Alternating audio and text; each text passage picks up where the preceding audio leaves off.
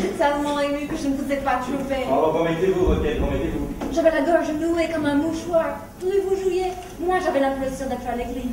C'était merveilleux. Je joue selon mon cœur, voilà tout. Oh, vous êtes trop modeste, monsieur Sedley. Hélas, Miss Briggs, je connais mes limites. En tout cas, moi je me serais cru au paradis. C'est précisément là que je prétendais vous élever.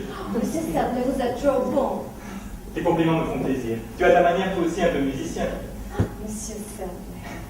Si, et je te tiens comme le meilleur sonneur de cloche de tout le comté. Je mets tout mon cœur dans mes muscles. Mais ici, entre nous, sonner les cloches c'est l'enfance de l'art. Si j'étais carillonneur à Westminster, croyez bien que les Londoniens entendraient un autre son de cloche que celui qu'on leur sert. Ici, je n'ai pas d'instrument. Oh, il est vrai que pour ce qui est de la musique, ces infortunés londoniens me sont bien favorisés. Sans vous flatter, nous sommes jamais en scène. Le fait est... Savez-vous que votre mari a trouvé dans l'inconscience de l'improvisation un motif tout simplement sublime? L'avez-vous noté au moins? Ma tête a coupé qu'il ne l'a pas noté. Notez, à quoi bon et pour qui? Pour qui? Mais comment pour qui? Pour nos petits-enfants. Quel égoïste! Vous n'avez pas le droit de laisser perdre matière aussi précieuse. Vous entendez, madame? C'est à vous de veiller. Vous devez combattre sa négligence et vaincre sa pudeur. Je voudrais bien vous y voir. C'est pourtant votre rôle. Un joli rôle. D'abord, pourquoi n'êtes-vous pas venu à l'office? On vous a bien regretté. Et c'est bien regrettable. J'en suis la première punie, mais j'avais tellement de choses à faire. Mon pudding, ma marmalade d'orange, mes pâtés de pigeon. On ne peut pas être à la fois au clocher et au fourneau.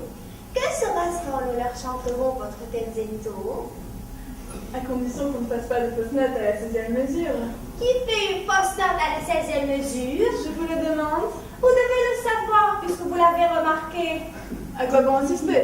Tout le monde comprend, sauf celles qui ont intérêt à ne pas comprendre. Ah non, Miss Briggs, un peu de mesure. Vous lui en demandez trop. Ne vous inquiétez pas, je resterai discrète, je n'emmènerai personne. D'ailleurs, la 16e mesure, je la possède comme si je l'avais faite. Toute proportion gardée. En tout cas, moi, je ne fais pas de quoi. C'est une justice à me rendre. Des couacs, parce que je fais des couacs. Sentez-vous coupable par hasard? Des couacs, ce qu'il faut entendre. Hélas, oui, ce qu'il faut entendre. Voyez-vous, mon cher ami, il y a des gens qui ont du chat dans la gorge. Ce n'est pas leur faute. Ces chats guettent les notes, et surtout les dauphinales. Vous les étranglez ensuite, comme les souris. Quoi? On ne refait jamais la nature des chats. Si je faisais des couacs, monsieur Sedley ne m'aurait pas confié le premier ange, car je n'ai jamais entendu dire que les premiers anges fissent des couacs ou eussent la permission de chanter faux. Qui vous accuse de faire des quoi? Mesdemoiselles, pour l'amour de la musique et par respect pour Monsieur Sedley, ne vous disputez plus. Faites la paix, puisque vous êtes tous deux de bonne foi. Elle, de bonne foi? Oui, Miss Briggs. Oui, Miss Briggs, autant que vous. Quand on détonne ou qu'on fait des couacs, c'est toujours malgré soi. On ne reproche pas sa cécité à un aveugle. On le plaint. Non mais, regardez-moi celle-là, ça prend des airs, ça critique, ça opinionne, ça tranche. Et quel titre? Et en vertu de quoi? Ça, on serait bien en peine de le dire. Et on serait bien en peine de donner un jugement quelconque. Elle chante à pas de nous. Pourquoi? Au moins on les entend.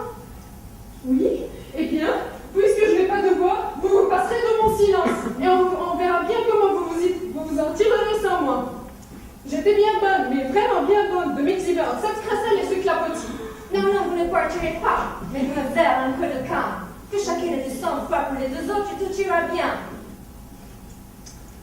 Mesdemoiselles. Alors, j'exige des excuses. Des excuses? Des excuses? Elle a appelé des grandeurs, des excuses jamais. Vous n'allez pas m'abandonner en arrivant au port. Il ne nous reste plus que 10 jours, plus que 10 jours. Mon mari a mis tous ses espoirs en vous. C'est vrai ce que dit Madame Sedley. Il vous a donné la préférence. Entre les jeunes filles du patronage et vous, il n'a pas hésité.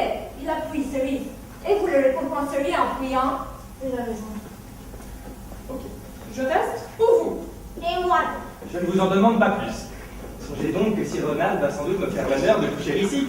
Je pourrais donc le préparer progressivement à vous entendre. C'est pas possible, on le dit, très bel homme. On ne le dit pas. Il est. Je me suis renseignée. Oh, par hasard.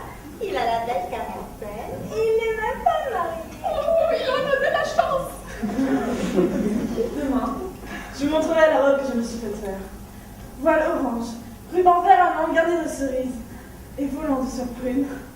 Un véritable compotier. Et moi, je serais vêtue en mousseline vert, piquée de violettes de part, de marguerite et de coquelicots. Je veux ressembler à une grande prairie dans le Yorkshire au printemps. Et vous, Gustave? Oh, moi, tu es blanc, tout simplement. Tu es blanc comme il sert une demoiselle. Tu es blanc pour ostenir des cornes d'or. La confiance, il m'a léché. Je suis sûr que vous formerez pour l'œil tout au moins un trio charmant. Et puisque vous êtes dans les meilleures dispositions, il serait peut-être opportun de travailler un peu, non? Mais nous sommes venus ici pour ça. Alors, prenez place. Mesdemoiselles, Roquette, servez pendant ce temps-là.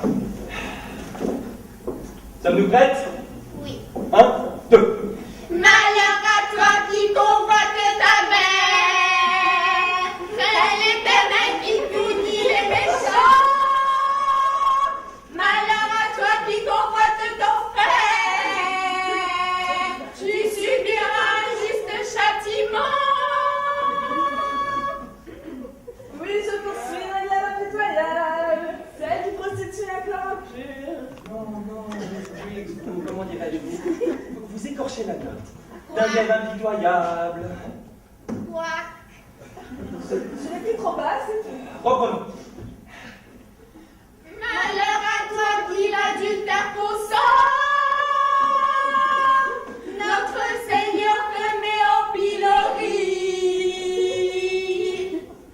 Oui, je poursuis d'un glaive impitoyable, celle qui prostitue. Oui, je poursuis d'un glaive impitoyable. Oui, je poursuis d'un glaive impitoyable. Oui, je poursuis d'un glaive impitoyable. Mettez-vous-le bien dans l'oreille. Mettez-vous-le aussi dans le gosier par la même occasion. Car Dieu flétrit celui qui les trahit. Recommençons.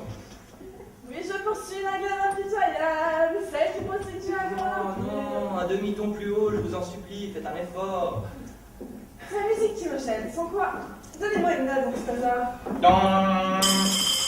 Non, qu'on revienne après la leçon. S'il vous plaît, recommençons depuis le début. Malheur à toi qui convoite ta Oh, pardonnez-moi, monsieur. mère. Je ne vous avais pas vu. Je ne dérange pas la compagnie au moins. Madame Sedley, mesdemoiselles, je vous salue bien. Bonsoir. C'est amusant ce que vous chantez là. Monsieur Taylor, vous prendrez le tarif? Mais c'est un massacre. Oh, un massacre! Un massacre! Et puisque la partie est perdue et que je dois déclarer forfait, que j'ai au moins la consolation de vider mon cœur. Vous chantez comme des seringues! Monsieur Sedley! Et des seringues hors d'usage! Devenir tampon en charpie! Mademoiselle Brompton, qui s'empifre à mes frais, attaque toujours un demi-ton au-dessous du pire.